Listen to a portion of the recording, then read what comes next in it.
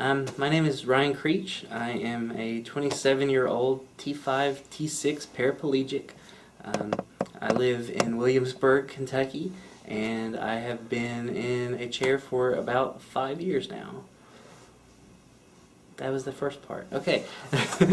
How are you injured?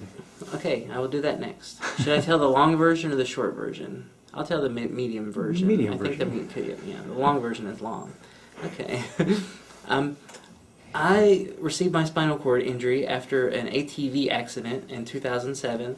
It was my first time on an ATV, and I was out cruising and got a little carried away and overexcited and doing some hill jumps, which is ill-advised pretty much all of the time. And the four-wheeler got away from me, and we hit the ground, and it sort of rolled over on top of me a few times.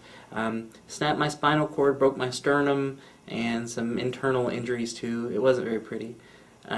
And then I spent about 20 minutes rolling around on the ground trying to get up and crawling around and flopping and just doing much more damage to my spinal cord than what would have been done if I had just laid still.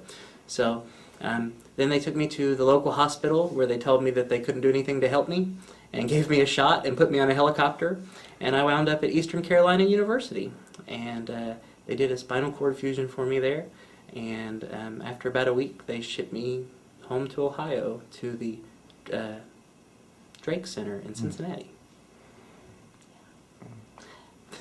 How long were you in rehab? I was at the Drake Center in Cincinnati for about 6 weeks, so with the week that I spent in North Carolina, about 7 weeks of inpatient therapy.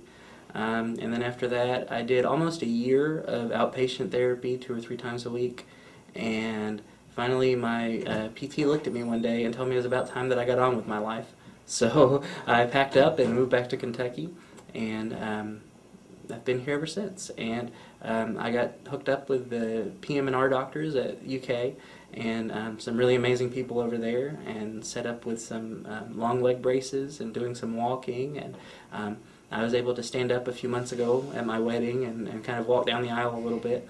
And it's been just a really huge experience, but there's been a lot of high points to it. So what have you done since? Since then, I have done a little bit of everything. When I first moved back, I got a job at the University of the Cumberlands as a phone operator and a motor pool scheduler, and that was fun for a while. And then I got a job working for the Cooperative Extension Service, helping with farmers and doing social networking things. Built a beehive that is meant to be accessed from a wheelchair, which is doing pretty well, and several other programs just to kind of do some awareness. And then I was told about a job working for the Office of Vocational Rehabilitation, which helps people with disabilities who want to get back into the workforce, and it just sounded like a really good fit, so I put in for it, and now I work as a rehab technologist, matching people who have disabilities with assistive technology to help them meet their career goals and dreams and have happy lives. Cool. Any pearls of wisdom for someone who's going through the process? You know, when you first get injured, it's very overwhelming, and there's just so much going on, and no matter how much the doctors and nurses and social workers and psychologists talk to you, there's very little that you're going to understand at the beginning, but it's a long process, and it's important to find somebody who knows what you're going through, and somebody who can help mentor you.